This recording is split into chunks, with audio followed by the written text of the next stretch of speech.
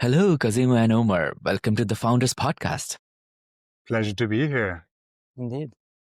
Great stuff, great stuff. Before we start, guys, do you have a favorite quote, something that motivates you, inspires you, you would like to share with our audience? Sure. So something that inspires me is our people that beyond success and after the success, they are coming back to use that to leverage and inspire others. So people like Reid Hoffman or Naval Ravikant that, they've founded companies that they're achieve massive amounts of success in their own personal lives. And instead of retiring and using it for a life of hedonism or something like that, they are leveraging it into coming back and inspiring others, inspiring founders, and trying to push society into a better place and trying to be the change they want to see in the world. And in my personal life, I'm really inspired by Buddhism. And in that, there is the notion of bodhisattva, the one that awakens or achieves nirvana. And instead of just going up to the mountains and enjoying their own bliss, they're going back to the market, to the community to relieve people from their suffering.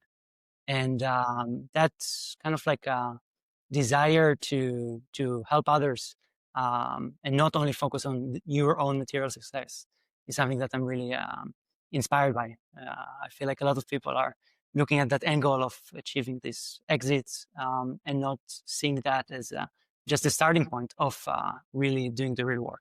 Yeah, doing something good. And that is very, very inspiring. Thanks for sharing that, Omar, because I see lots of founders nowadays who are majorly focused on quick exit. They just want to make quick buck and then go exit and do something else. There are very few founders who are trying to actually solve a real problem, which impacts a lot of lives in real world, right? So starting with that kind of mindset actually brings me to the place that, okay, there are people right now in our world who are trying to do something good, right? So thanks for that. Thanks for sharing that. So let's take it to the next level then. Imagine you both are in a room full of ambitious founders, right? Early age builders. You walk into the room. You have the mic. You have the spotlight on you. The catch here is actually nobody actually knows you. They look at you and they say, "Oh, look at these handsome guys. What are they doing on the stage? Why are they there? What are they going to talk about?" So tell me about what will be your story to share with them so that these inspirational these founders, early stage builders will stick with us for the rest of the hour. Yeah, so it all started kind of on a cold winter day like today, raining outside, the wind is blowing here in Amsterdam. And I woke up in the morning and had a full day of uni work to do. And I was like, oof, but I keep running into that same problem over and over and over again, which is I'm finding interesting content and I want to save it and look into it later and digest it and kind of build out that second brain, that knowledge base that I can communicate with and that evolves similar to like my own brain does. And um, then in that moment, I was drinking a coffee and I was just like, "Oh, I don't want to just study today anymore. I want to do stuff." And a friend of mine recommended that day as well a blog post, the Done Manifesto. And at the time, I was a little bit in a slump and I didn't quite know what to do. And I really wanted to start building again, but I was lacking that motivation. And on that day, I sat down and I started coding and I just was like, okay, no, I'm going to get this done. It's not going to be perfect. It's not the most sophisticated solution, but I'm going to get started and I'm going to do one step at a time to create and not just think, but to actually start doing. And that was a very pivotal moment. And that's where the entire story of MindStash really started, is by getting shit done and doing things. And now a couple of months later, we are here. We have raised money. We have an incredible team of people coming together and have contagious momentum of our community and surroundings of people who are passionate about what we're building and want to support us. And I just want to tell everyone who is in a similar situation, who has these ideas, who wants to start doing things, is to not just think about it, but to just sit down and get started. Because between thinking and doing, there's a huge difference. And that activation energy, I think sometimes we just need to do it and scrap the uni work of the day or whatever plan we had, and sit down right then in that moment and start it rather than just planning and just thinking about it, because then nothing actually gets down on paper. Yeah, yeah. Execution is the Exactly. paramount, and as Omar said that, um, Nawal Ravikant, is that the right name I'm pronouncing? I think I have seen one of his talks, might be the TED Talks one. He always emphasizes on the execution part because we have seen multiple founders in our history who have done a very, very poor job when it comes to the product itself. But the idea and the execution was so good that they have become a $1 trillion company. I mean, have you actually seen the first version of Amazon, right? That website was like crap, isn't it? The Airbnb first version was like, basic HTML, and they were like literally copying the listing from Craigslist to the Airbnb. So that reminds me that the execution is everything. So guys, I know that you don't want to share the numbers around how much you have raised and something like that, but what inspired me about your story is you have created a solution for a problem, and I want to talk about more about what problem you're solving there. But you created an MVP, and based on that MVP, you have raised, let's say, for sake of the number, 100,000 pounds in UK, right? Um, how long it took you to create that MVP? Well, for the very first MVP itself, it was one day, and that was a pretty Mhm. shitty one. Like, again, we're Mm, talking about that execution. So that was just mm, kind of proving the point. And then in March, I basically locked myself up in the dorm room and started coding for about 3 weeks, 3.5 mhm. weeks. And then we had that initial web version of the MVP, and that was kind of what carried us through the fundraising till now. And Perfect. That obviously was now on perfect. the way, we have been starting to build out our proper version and our next MVP iteratively. But the first product, yeah, it was initial few weeks of coding solo. Perfect. And that is these kind of stories, these kind of underdog stories is what makes our podcast favorite for a lot of people, because they want to learn how people are building things from bootstrapping and then going to, navigating through this VC realm of VCs. So talk to me about the problem. What is the actual problem you guys trying to solve? Um, Give me the crux of it. I understand that you have faced it yourself, and there's a saying in States, something like eat your own dog's food, something similar to that. I mean, we don't have it in Britain, but I have learned it because I've interviewed quite a lot of people from US. And the saying dedicates to a feeling or emotion that if you have faced the problem yourself, then it will help you to solve it for others also, right? Because you know the inside out of it.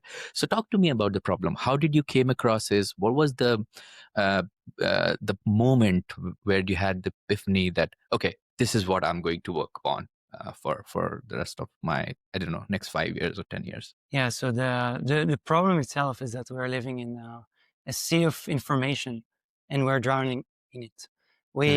Hmm. Each of us are getting so many different sparks of inspiration throughout the day as we are conversing, as you listen to a podcast, as you read a book, or even scroll LinkedIn or another social media.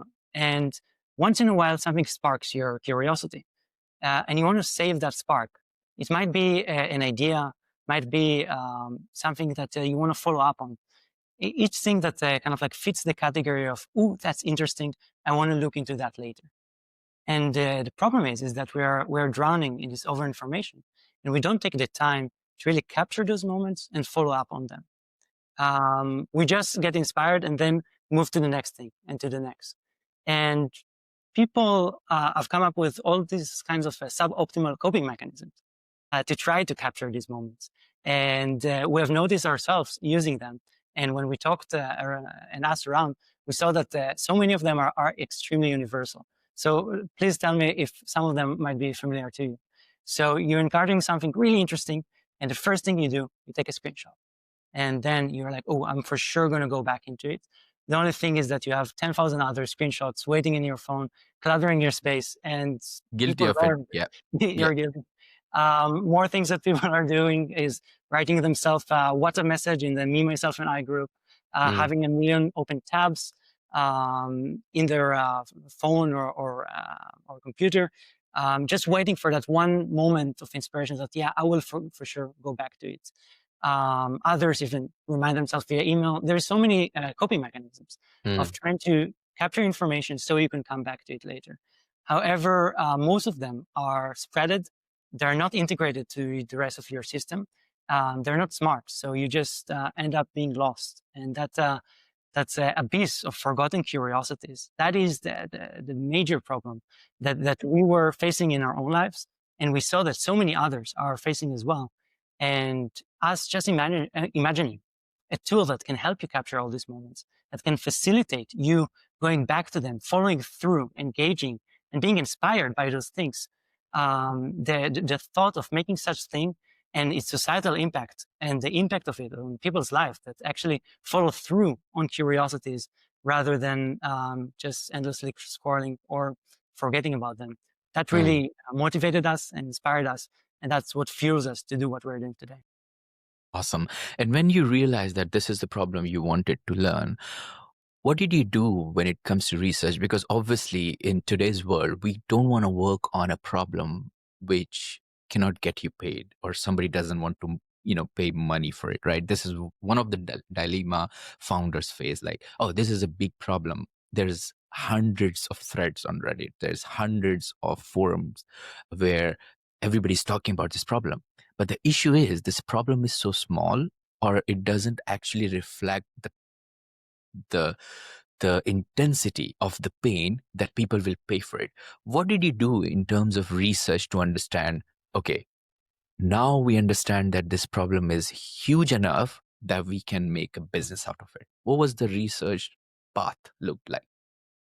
Yeah, so we took Cosimo's web version and we gave it out to 100 people Hmm. and tell them, test it out. And we made interviews with them. And beyond these 100, we also talked with hundreds of others. It was a phase, really. It Yeah, was. of a lot of research on one-to-one to really understand the pain points, as well as making market research and seeing the different markets. Hmm. Just look at the note-taking market, which what we're building is not a smart note-taker. It's much more than that. But just looking at that market, what the tractions that Notion and Obsidian have managed to generate in these personal knowledge management systems, you could really see that there is a willingness to pay for solutions that help you capture the stuff you care about, that help you manage your own information and knowledge. Because by the end of the day, those kind of tools save you time and they make you more either productive in your personal life or in your professional life. But also, it's the kind of productivity that makes you feel more alive Hmm. because this is like being able to manage and capture the stuff that you're really interested in. Those are the kind of stuff that fuels you. So beyond we just did the personal interviews, MVP, product testing, and market research, and we've come to the conclusion that there is pretty significant market to go after, and that's what we're doing. Perfect, perfect. And I want to go deep down into that. Like, how did you came up with the pricing? Because pricing is one of the biggest challenge in founders' life, right?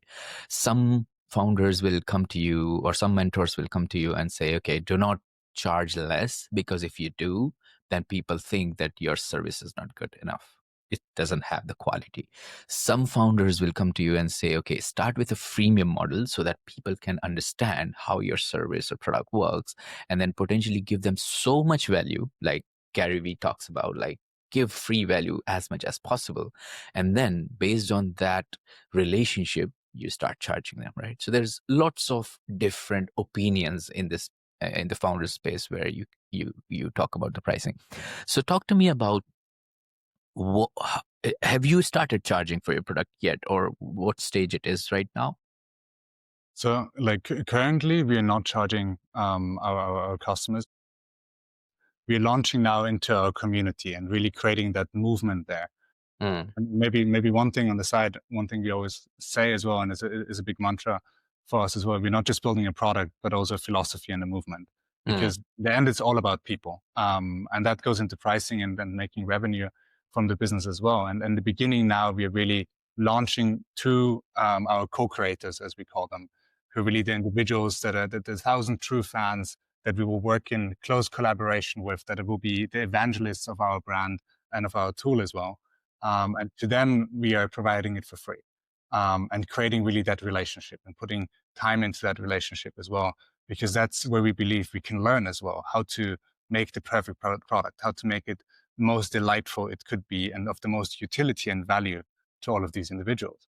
And Indeed. then in regard to the grander pricing scheme, that will be very much as well a testing ground. We don't want to lock ourselves into one particular belief structure, especially as the world and businesses and AI products and general digital tools are changing so rapidly. And over the next few years as well, I think the landscape will look completely different, and we need to be more and more innovative in the way we can differentiate ourselves and the way we create value, but also generate value for ourselves as a company.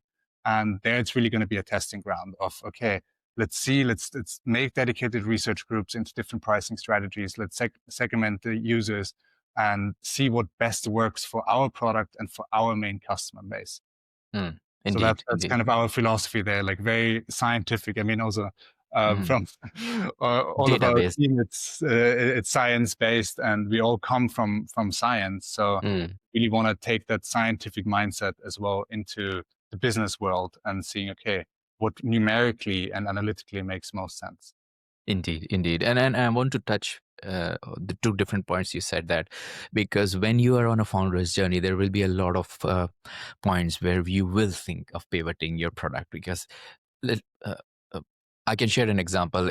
We have engineers in our office, and then we created this voice note taking app. Simple, like, you click a button, you talk to it, and then it takes notes for you, transcribing it. And we accidentally somehow increased the wavelength capturing capability of that app so much that even if you put that phone in a different room, let's say 30 feet away, and you're here in this room and you're talking, it does transcribe it there because it catches your wavelength, because it started doing that. And that product, instead of being a voice note transcribing product, it became a spy product. So That is you go wild. in a coffee shop and you start, transcribing it and put it on your table, and then you can actually hear the person who is sitting at the next corner of it. And we didn't thought that people will pay for it, but pivoting, you need to pivot as per your customer's requirement, right? So that was a funny story. um, so It makes sense. yes. Cosimo, we need to watch out when we're talking Exactly, when you secrets talk in in cafes public. now. Yeah, exactly. Definitely. And also, I want to appreciate, Cosimo, that you guys come from science background, and I want to more understand about my listeners also, because on the podcast, it creates this relationship with the founders when the listeners are listening to you, if they know more about you, right? I'm eager to learn more about you both, behind this innovative venture. Can you take us back to your roots and share with our listeners about your upbringing, childhood? How did your early experiences and childhood actually helped you to become the visionary entrepreneur? And were there any sort of like influence from your family or surrounding? Like the book we have all read, Rich Dad Poor Dad. We always had this rich uncle or a friend's dad who was there, who inspired us. Was there somebody like that in your childhood who inspired you to become an entrepreneur? Yeah, so going way back in time, I think one of my first gifts I got from my parents, I don't know the exact age, but I think it was like 2 or 3. And they gifted me, in German we call it Gummihammer, like a rubber hammer, like a tool. Mm, mm, And they didn't want to give me a toy tool, but a real one, but something that was suitable for like a small child. mm, And as I grew up more and more, and then also kind of like in primary school, so I really started to build stuff and do crafting, and started making tree houses and designing new fishing tackle. And I spent like months designing a crossbow, which has an automated reloading mechanism, because I was really into that at that time, and obviously way underqualified to really do that, because it was like 8, 9, 10. But I was always in that mentality of inventing things, of doing things, of putting things into action that were in my mind, to solve whatever problem was around me. And I'm really lucky that my parents fostered that as well, and encouraged that. And both of my parents are also entrepreneurs. My dad is an architect and has run his business my entire life long. So I've seen him kind of work and being in that mentality of, okay, you cannot just rely on a salary. You are creating your own life, and you're shaping your life and your company together. And there's one system in that. And my mother as well, she's in the art world, has always also been an entrepreneur. So I've been really, I think, influenced from both of my parents in that regard of just starting and doing things, and not waiting for anything magically to happen to solve problems, but to just take it in your own hands and do it. Do it Um, consistently. Yep. yeah, and then kind of this theme of being an inventor really went through my life, and that always was in the back of my mind. It's like, actually, the thing I want to do is Hmm. create beautiful solutions to problems that a lot of people have, and create value through that. And then after high school, I really was a little bit lost of what I want to do, as I think many people are, and wanted to take a gap year. But then there was COVID and all this mess in the world at that time. And I ended up studying theoretical mathematics and philosophy at Trinity in Dublin. And I chose that because I was like, okay, I don't know exactly what I want to do, but mathematics seems very useful, and was somewhat good at it. And philosophy is a little bit of a counterpart. Just mathematics would have been too dry, but philosophy gives it a little bit of a juiciness. For me, the rationale there was really to build a toolbox of thinking. The extremely analytical abstractness of mathematics and the precision, the proof, the logic. But then as well from the philosophy side point, the it has the structure, but the ideas go much broader, and you can really explore. You learn to argue, you learn to write, you learn to talk, you learn to think in other people's perspectives, because you can understand an argument and disagree with it, but still find it sound Mm. because it's logical, and really gaining it for me, it nearly felt like going to the gym for my brain, in studying these two subjects. And eventually I didn't like that anymore so much, and I had the opportunity to work in tech for a while, Mm. which was an incredible opportunity. I was 21 years old, and was recruited by Citrix, a Fortune 500 company, and worked for a subsidiary there, Reich. That was really for me the playing ground of the business world, of Mm. really getting started with the business acumen, talking with CEOs, talking with so many teams every day around the world to solve their problems, and understand them and implement the solution in there, and learn negotiations and all of that. And then after a while, I was like, okay, I want to bring back that entrepreneurial side of me, that person who has had all of these side hustles on the side, making different projects. Like at one point, actually in COVID time as well, I invented with a friend of mine together a aerodynamic device for freight trains to make them just a little bit more aerodynamic. And we wanted Mm. to file a patent and so on and so forth. And so this has always been a side of me of really making just stuff happen, and then following through on that. And that really came in phases.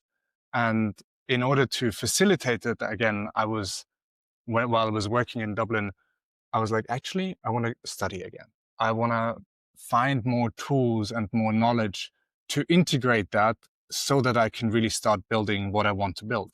Mm. Um, and then I decided to go and study neuroscience and AI here in Amsterdam, where then also met Omer within the first few days of coming here. And that really was kind of the starting ground then as well for where we are now as a company and as individuals. Of when I was studying here neuroscience, I really wanted to gain understanding of how our brains work, because I didn't know what exactly I wanted to do in life, except Mm. for creating stuff and making things and building. Mm. Um, but I didn't know in what area. So I was like, okay, well, understanding the brain firstly fascinates me. And no matter what we do in the world of business or science or whatnot, in the end, it has all to do with people. So if we Exactly. understand our biological brain, our structure of how we think, of how knowledge is processed, how memory works, and all the molecular cell biology that goes behind that, that is a good basis of understanding. Mm. And then the same was with the counterpart of AI, understanding our synthetic brain that has over the last few years been more and more prominent, and has always been something that fascinated me. I was like, if I can study the two of them and I can somehow combine them, that gives me a great starting point as a basis of knowledge, and experience, to build on top of that. And that's kind of the manifestation then happened. That like 2 years into that degree, we ended up starting the company and we're just doing it. And now we are a team of neuroscientists and technologists coming together to build kind of the perfect interface for humans to interact with their knowledge, with their curiosities, with all the pieces of content that they kind of want to work with and that are to interest to them and of value to them, and they want to explore and connect and create from that, whatever that creation is. If that's a book, if that's scientific research, if that's personal development. There's so many avenues, but it all comes from these sparks of curiosities that, thinking back now in time as well, I was essentially just following my sparks of curiosity, if that was mathematics or philosophy, or then working in tech or studying neuroscience and AI. It's following really the things that truly touch something in you, and that where Hmm. you're like, oh yes, I want to know more about that. I want to understand that. Curiosity is the birth of a lot of businesses for sure. That's no doubt about it. What about you, Omer? What's your story? That's my story. Um, Yeah, from a young age, I also had similar experiences. I would say less so with building, although I did love making jewelry, Hmm. which I learned how to do when I was about 6. I went to like workshops and really made with good materials as well. Um, and really quickly, I collected this like huge box of jewelries that I made, and I decided to go and start selling them out in the street in the main boulevard. Hmm. And I really enjoyed doing that. And I also went to one of my mom's, well, both of them are academics, but I went to the department of one of them and just did basically door to door sales of my jewelry Hmm. um, at ridiculous pricing. I was just like this cute boy, 7-year old, like a lot of people, and I made good jewelry as well. So Hmm. a lot of people bought it. And then I noticed at some point that a lot of people really want to support, but the pricing was a bit too high. So I started making like this much tinier stuff that didn't take much effort. So like as a kind of like, oh, you're a cute tax that they could still support someone. And a few years after that, I did similar things with a lemonade stand. Basically hustled half of my class into picking up lemon trees, lemons from trees in the city, and then we squeezed them all, made a lemonade stand, made quite a lot of money, so much that we could take all of our school year into a sports day and Oh. fundraise the whole thing based on the lemonade juice selling. Hmm. Um, and yeah, also there, kind of like your question about pricing reminded me that I've noticed that a lot of people don't want to drink the sweet stuff because they're like into sports. So we made like just a small health shot with double the price, and that was like a huge bang. Wow. Yeah, looking back, however, I should have put all of the money into Bitcoin, not into some sports day that we all forgot of. But I was a kid, so it's forgivable. Yeah, throughout my life, I was really actually frustrated with the educational system. I loved reading. I loved exploring my curiosities. I was so passionate about learning. Hmm. School came in the way, and I was really close actually to dropping out because of that reason. When all of a sudden I heard about this one program, an MIT program that's called MIT, Middle East Entrepreneurs of Tomorrow, which brings MIT faculty to teach entrepreneurship, computer science, and leadership for excelling teenagers.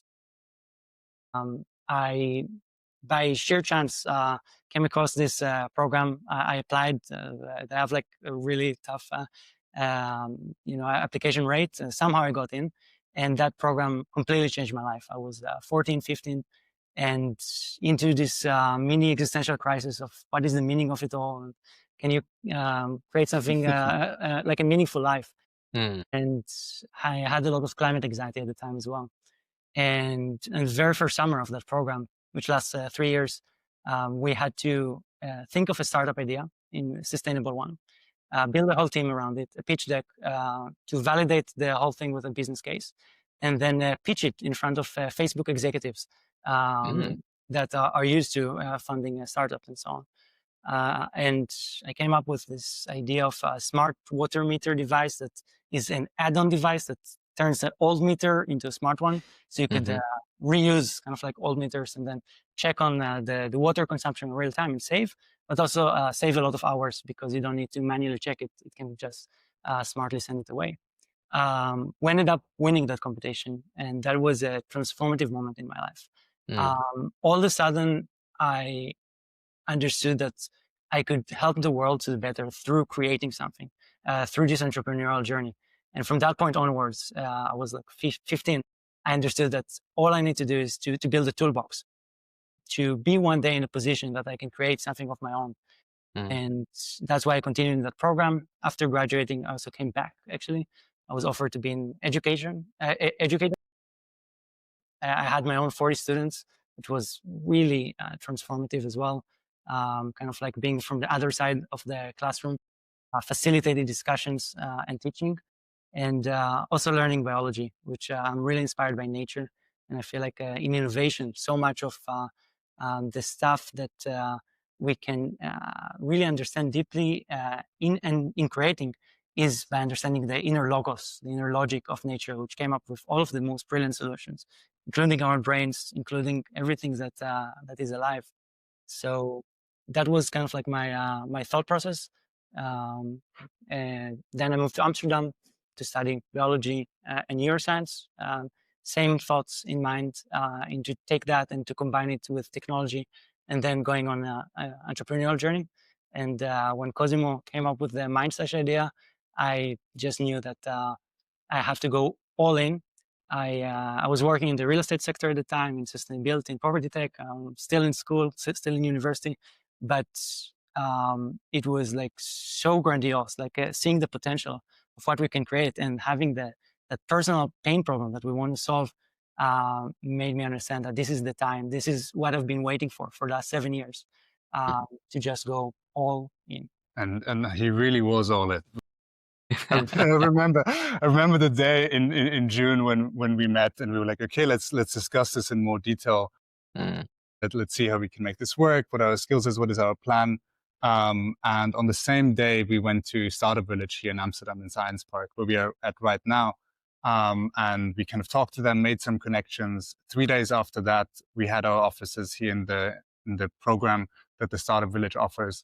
And from then on, it was just building and building and building. And yeah, man, like I've never seen anybody who goes so all in as you do, and couldn't do this without you. Yeah. I'm glad that you guys met, and we have a very sort of well-known saying here in London, and I think a couple of my guests also mentioned about it. Finding a partner is the most difficult part, and we have this saying like, I mean, you guys are very young. I don't know if you have any kids or not, but we have this saying that if you want to partner with somebody in a business, the easiest way to figure that out is ask yourself a question. Can you leave your children with this person for a week for babysitting? If the answer is yes, then you partner with them. If the answer is no, not at all. This is how, we try to evaluate that, if you want. But I'm glad that you guys have met. And I want to understand your journey after, about the fundraising. How did that happen? Like when you did this MIT program, did you go through all the usual VC to VC pitching exercises, or was there an event which you participated? How did that journey look like? Like, did you go with your small, rough MVP, or what was going on there? Yeah, back in the MIT in the MIT program, yeah, we learned firsthand from MIT faculty the whole theory about entrepreneurship, fundraising, and so on. In teams, like pitching in competitions, really mimicking that whole dynamic. And that taught me a lot about making pitch decks, how to create a story, what to have in mind when going through these things. But now, a few years later, while that experience was like, theoretically enriching and also practically made us really bring ourselves and do the actual thing, I must say that now, like doing it like on the real flesh, when it's, that's all of our, like most of our savings on the line, our lives are intertwined with MindStash, and going out there when there's also real money on the line, uh, there is so much more that one cannot prepare for. And I think that definitely going through the Meet program not only inspired me, but also gave me the tools. Mm-hmm. But those tools were just the starting point of the actual journey. Because being a founder, we need to learn so many things on the fly while things are burning, while we are running 100 miles an hour. We need to all of a sudden understand the intricacies of deal terms and how to negotiate them, and how to do like market research in that specific sector that might be different than what we were trained on. There's so much that goes into it that one cannot really prepare for. I think Meet brought me as much as possible to get to that point. Indeed, indeed. And would you be able to give our listeners, a sense of the size of the business, where you are in terms of revenue, number of customers, size of team? You don't have to share exact numbers. I understand that because it's a public forum, but any approximation would be good. Yeah, so in terms of size of the business, we are only now launching to our community the MVP. So, and we're not asking for money for it. The idea is to monetize later on.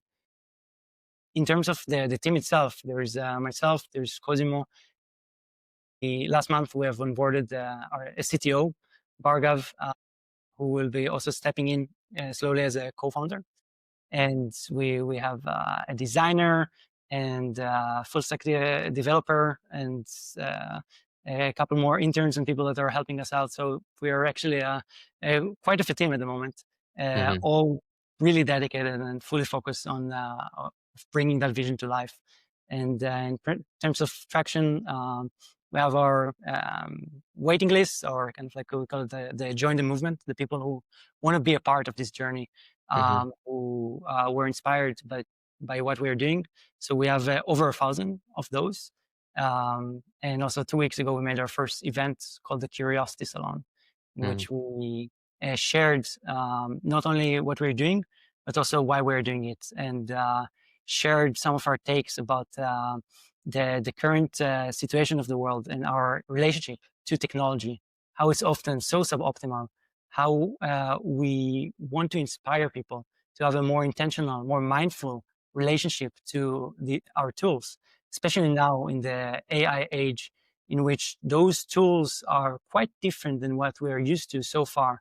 And we have failed so far in the societal standpoint to have a healthy, enriching relationship with our technologies. I mean, look at the young generations these days. I mean, we are young. No, So, I totally get your yeah, point, because I yeah, interview quite a lot of graduates. yeah. I go to Oxford time to time to talk about how the startups are going on and how you can recruit people. I had a very interesting interview with one of the graduates we were trying to recruit in our company, and I was trying to ask this person the fundamentals of programming, because we were hiring for Python engineers, right? And this person was unable to even explain how the inheritance work, how the object oriented programming works, and what kind of fundamentals we had. I mean, I come from a C++ background back in 2007, so that's like way back, right? But this person was trying to you know trying to push the whole conversation towards, okay, whatever you need, just tell me what you want to build and I will build it with the help of AI.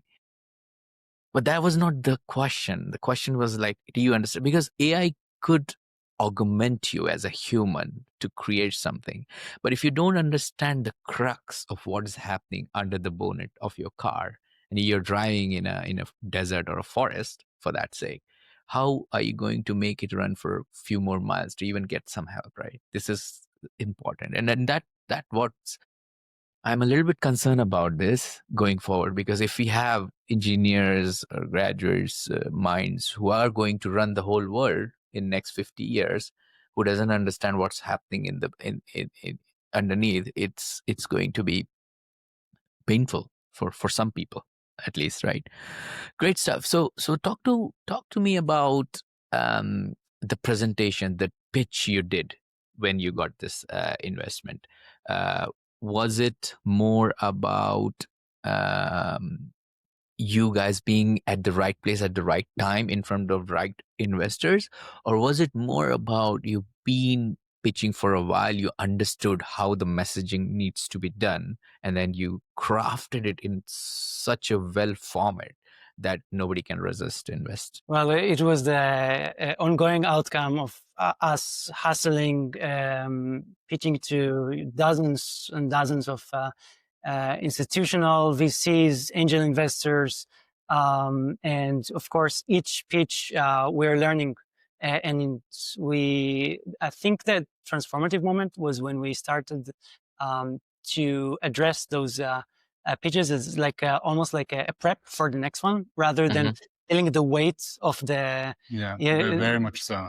Feeling like the weight of like, oh, we need this ticket size because we want to follow through on what we want to create, and we really need to get this meeting right and the pitch right, and that's really stressful. And then we found ourselves not being as authentic as we can, and by the end of the day, we're so passionate about what we're doing. We believe not only in the product and what it stands behind, but also in its potential in the market. And the best thing that we could do is translate our passion into authentic communication. And we could only do that once we kind of like lifted the anxiety of us. And in some of our meetings, I even started the meeting by saying, I understand if that our current company is not within your investment thesis, but I would love to share what we're doing. And maybe later on, that's something that could be relevant. And that was one of the best meetings I ever had in terms of investment that started with that premise. So I think that was really like a shift. And a lot of the success was with angels, which, it's that's quite a hassle because you need to talk to one by one. And from the first touch point of phone call, a meeting, to showing the pitch deck, into following up with the term sheets, to explaining more about what we're doing and the research we've made and the data room. This is like an ongoing process, and for each person separately. So it's a lot of hassle that goes into it. I think anyone that goes into fundraising and thinking, oh, I'm just going to talk to a couple of VCs, they will see my brilliant idea and they will throw money at me. That's completely unrealistic. We are hustling at it. It's like that's a full-time job, and we have something like 5 others full-time jobs, and I have no idea how we are keeping all of them up at the same time. But, somehow we do manage. Yeah. We end up working approximately 90 to 100 hours a week, which is probably not sustainable for the long run. But for initial kickstarting phase, that's what needed to be done. Definitely, it is. You're doing exactly what every successful entrepreneur or founder should be doing. So I'm glad that you shared your story. And just to go back on the point, we have a saying here in London that you have to collect no's from VC. So every time you have a startup idea and you want to raise, start collecting no's. The average no's depend upon your location.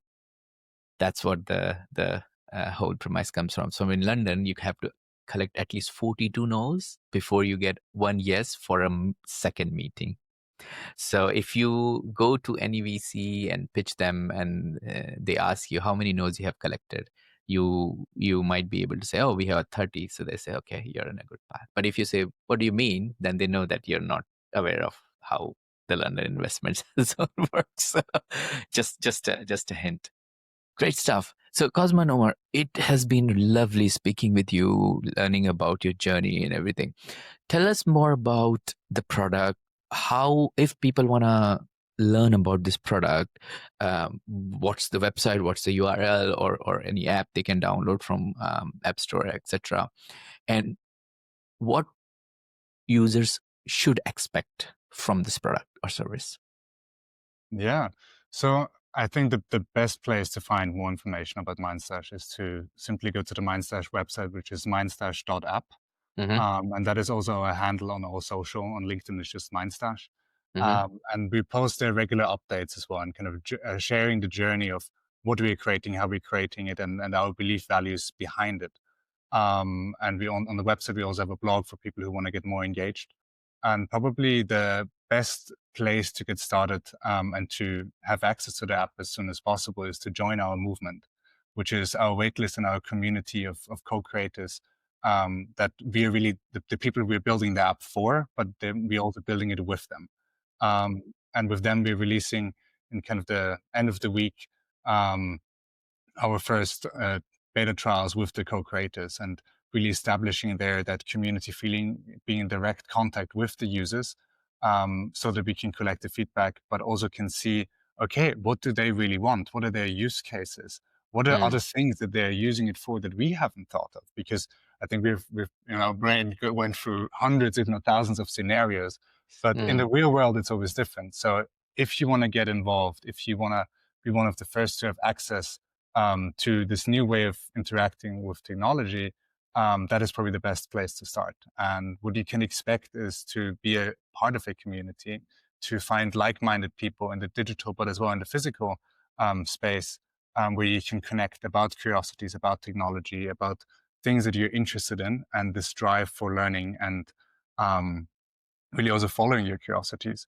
But as well, you can expect to get the continuous updates of how we are shaping the product, of our journey of making it and involving them into the journey. Got it. MindStash.app, right? Exactly. Yeah. Yeah. Cool, cool. Great stuff. Well, we have reached towards the end of our episode now. I've got very quick 6 quick fire questions for you. At any stage, if you don't want to answer one of them, just give me a skip and then we can move to the next one. Is that okay? Yeah. Sounds good. Sure. Great stuff. What are the top 3 strategies to generate more traction or more leads in 2025, 2026? I would say being authentic in the sense of people can smell a mile away AI slop and you repeating someone else's sentences. So I would say sharing through vulnerability, authenticity, and with your own personal brand or just with your own face. That's something that really resonates with people. I would really go with that rather than the AI slop that so many different companies are using right now. And I think they're going to see a lot of backlash from it. Awesome. Any other 2 strategies? 2 more, right? um, I would say the terms of also like the whole world of micro influencers.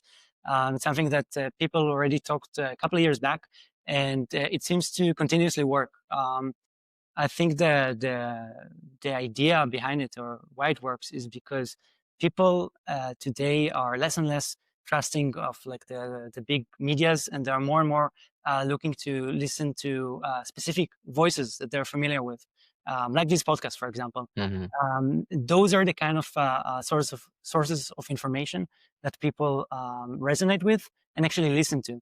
And focusing and convincing micro influencers on the kind of like our mission and purpose and making them enthusiastic about it can really amplify one's message. So I would go with that over, just paid advertisements and so on that will for sure burn your marketing budget pretty quickly.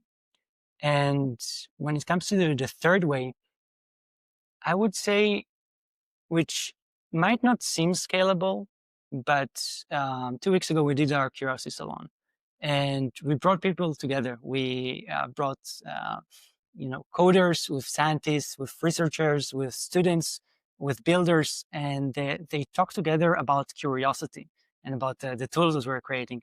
And this kind of engagement on the real world is something that people are so hungry for. Mm. And that's so many people wrote me afterwards. It's like, how can I be more involved beyond the join the movement? How can I help? Mm. And creating that sense of community and that sense of purpose around what you're building. That could be in the physical world, but I think also looking at something that is more scalable, finding the digital counterparts of that. That is something that is going to be really transformational when it comes to growth in 2026. Indeed, indeed. Couldn't agree more with you on that, because this is what we have for our foreseeable future. These three strategies are not going anywhere else. This is, in real life, finding micro voices for replacing the big giant medias, and being authentic. Spot on strategies. What book would you recommend to our audience, and why? Oof. Book. I think there are many. Do you have one specific? We both are like, we both love Richard Feynman so much. His way of thinking, his way of explaining science and the enthusiasm around it is just brilliant. That would be for me. What about you, Cosimo? I don't know. I think Richard Feynman for sure. Yeah. I think the 4 Hour Work Week by Tim Ferriss as well. That is something that has really shaped the way I think about processes and efficiency. And I love productivity and efficiency per se, so it really resonated with me. And I've listened to the podcast as well. Maybe more than just a classic book recommendation. I would say for me, the podcast has been really influential. And for many years, I've listened to basically all the episodes, as Omer really knows by now, because I keep quoting them. But yeah, for me it would be that. Yeah, I would totally recommend you an episode on our show. Convert your words into wealth with Aurora Winter. She's an amazing personality. She actually runs a $1 million messaging campaigns in US, and it's huge. She basically teaches founder how to get your words out, get published into 10,000 media outlets across the world, plus how to get investors. So that is what she does. If you mention that you come from, after listening to her from Ash, she might be able to give you some discount. I'm not promoting her at all.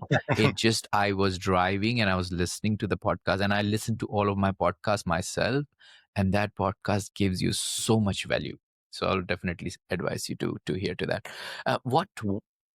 What one attribute or characteristic in your mind of a successful founder? Curiosity. Yeah, curiosity. Yeah. Curiosity and grit. I would say those are the two almost balancing factors, because like curiosity, that's the, we call it in MindStash, we ask ourselves a lot, what is curiosity?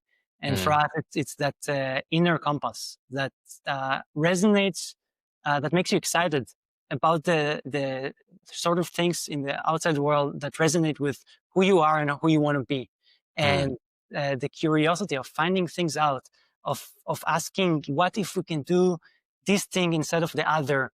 That playfulness, that is something that I feel every founder, if they really have it at their core, that's something that is really will open up so many doors of thoughts and so on. And actually, there's this Paul Graham essay in which he finishes with don't follow your passion, follow your curiosity. And I really recommend listening or reading rather this essay. And I think the other one, great. Of course, it's going to get tough. There's going to be stuff burning. It's going to be, you're going to be underslept, often forget to eat. And the only thing that's going to keep you going is your own internal fire. And hopefully we have a co-founder, each other's fire, that we can lift each other up.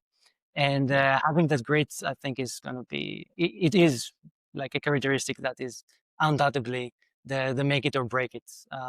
When challenges come, and challenges will always come. I can promise you that. Exactly. I mean, you go down one valley, you're like, walking downhill finally. And then it's like, nope, the next mountain you climb up to again. And like, I don't know, really, like a lot of, also before we were reflecting a little bit about our journey so far of the last couple of months. And I really related back to an outdoor adventure I did a couple of years ago, where I walked across the Alps from Austria to Slovenia to Italy. Mm. And it was in wintertime, and I did it solo. And every day I would walk 30 to 40 kilometers and summit like 3 or 4 peaks. And I did that over the course of a month. And I have the feeling like it's the same thing in the startup. It's like you go, you walk, and it's like, oh, okay, it's another peak. And it's Mm. this constant picking yourself up and going back out there and just getting the stuff done and not hiding behind thinking and inaction, but really constantly putting one foot in front of the other. Because the only way you're going to get to wherever you want to get to is by putting one foot in front of the other and not Indeed. by thinking it and not moving at all. Definitely, definitely. And I totally relate to that, because people who are listening to us, somewhere around 28% of them are into their 9 to 5 and they want to get into their founder's space. What they lack is the motivation and the consistency into their daily schedule to reach to the point where they are. Okay, moving on to the next one. What's your favorite personal productivity tool or habit? MindStash. Exactly. I use it every day. Like, even the scrappy web version, I was like, it was so useful for me. But I guess beyond that, I think beyond yeah. that, for me, it would be Notion, Yeah. but Mhm. as well, just a simple A4 piece of paper and a pen. Okay. That for me can do wonders. If Mm. that's a to-do list or sketching out something quickly out of my mind, creating connections. Um, and then I would also say Figma. I'm a very visual person, so being able to, especially when thinking about concepts and seeing, okay, how do these things connect to each other? How can we create this and this strategy? I feel like for me, sketching it out also in the digital realm makes it a lot easier and a lot faster rather than trying to just think about it or just write it in words. Mm. So yeah, I think those would be mine. But yeah, absolutely MindStash. Yeah, definitely, definitely. I don't know if this question actually is applicable to you guys or not, because you're fairly new into this space and you have been working on this idea, passionately. What's a new or a crazy business idea you would love to pursue if you had time? Well, for me, that was also the reason of studying biology. Was something to do with, like, directly with nature, in the sustainability realm. Something like, there are so many crazy startups now that are using like mycorrhizal fungi in order to support agricultural products, and turns out that it can save so much water and save pollutions and so on. That's something that I would be really passionate about. However, I don't see myself operating in that field in the next decade or two, but perhaps in a parallel life.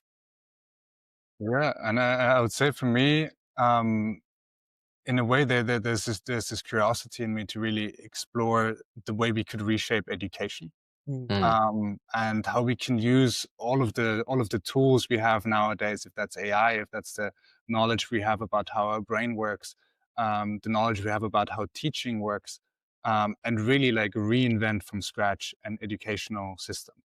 Mm. And I think, again, this is not something I will do in the foreseeable future, but somewhere down the line, with a lot more life experience as well and meeting a lot more people, this is something that is really like, I think we're at a time right now where there's so much potential opening up in so many spaces. Mm. But I think it's one of the most challenging questions because there's so much that could be done. And like, I think I have the feeling every day that new ideas are coming, popping in my mind of like, oh, that could be interesting. Oh, and that could be another avenue to go down to. And I think we're in this time right now where it opened up a possibility of ideas that were impossible only a few years ago. And I think that's why I'm so excited to be building with AI as well, and genuine the time we're living in, because we're in so many paradigm shifts of things happening. And it's, I think, one of the most fruitful grounds to really drive innovation forward, and to create meaningful and new solutions for this world. Indeed, indeed. And last but not least, what's an interesting or fun fact about you that most people don't know? I think for me is I hold a fishing world record when I was like, I think 11 or 12 years old. And I used to be really into fishing. And that was by obsession. And eventually I was like going after that fish species and got a world record, and it still stands by now. And that was like, I don't know, 12, 13 years ago. So what was the record? Is it like you captured a particular kind of fish, or you captured like 100 fishes in one day or No, something? it's the biggest kind by length and weight of a specific fish species in Austria. It only exists in a couple of alpine lakes, Okay. and is very rare actually. And now How there's big is even the allowed. fish? Sorry. How big is the fish? I think I don't remember the exact numbers, but I think it was 8.5 kilos or so. But it's a Well, okay. sweet water fish. Yeah. And so at that time it was pretty big. I was super proud. And then I looked it up online. I'm like, wait, actually, I broke the world record. But yeah, I think that's one fact that not a lot of people know about. Perfect. What about you, Omer? Yeah, for me, I used to be completely obsessed about martial arts, and specifically Brazilian Jiu-Jitsu and MMA. And I used to compete in Brazilian Jiu-Jitsu. And maybe it's a story that illustrates kind of like the level of stubbornness that I'm bringing also to MindStash, is that I was in a state championship in the final. I was leading on points. My opponent was actually much better than me. I don't know how I gained more points. There were 30 seconds left to the end of the match. I could have won first place. And then he captures like a picture perfect choke on me. And I was so stubborn, as even if as I like my consciousness started to slip away, I was still not ready to give up. And then a few seconds after I was woken up from being unconscious, and my coach is kind of like bringing my legs over my head, and I was like, did I win? I was like, no. You could have. You could have if you like survived 20 more seconds, but you got choked unconscious. No, you didn't. So yeah, that's a fun fact. That's a fun fact. Thank you so much. Thank you so much, guys, for joining me and sharing your story, unpacking the last months and years of building this amazing business and some of the ups and downs along the way. If people want to check out your profiles, or people want to get in touch with you, or, MindStash, what's the best way to do it? I mean, I would say either directly over LinkedIn, Cosimo Radler. If you search that, or if you write me an email at Cosimo, COSIMO @mindstash.app.com, that would be the best way to get in contact. Yeah, for me, LinkedIn, Omer Sharon Gabay, and also just look up the MindStash website, LinkedIn. Through that, you can find both of our contacts. And we'd love to talk to anyone who is inspired to either join the movement, become a co-creator. If anyone is interested in different forms of collaboration, investing, we're definitely open to all kinds of things. So yeah, looking forward to being in touch with people in your audience. We've listened to a couple of episodes, and the stuff that you're asking are really inspiring. And I'm sure that the people who are part of your audience and listen to it are, the statistics, but the builders, people who are led by curiosity. So I feel like they would for sure be resonate with what we're doing. So looking forward to being in touch with them. Definitely. Well, Cosimo and Omar, thank you so much for joining us today and Actually, sharing your inspiring journey and the impactful work you guys are doing actually with MindStash. It's been an absolute pleasure having you on Founders Podcast. All right. Thank you. Bye-bye. Ciao. Ciao.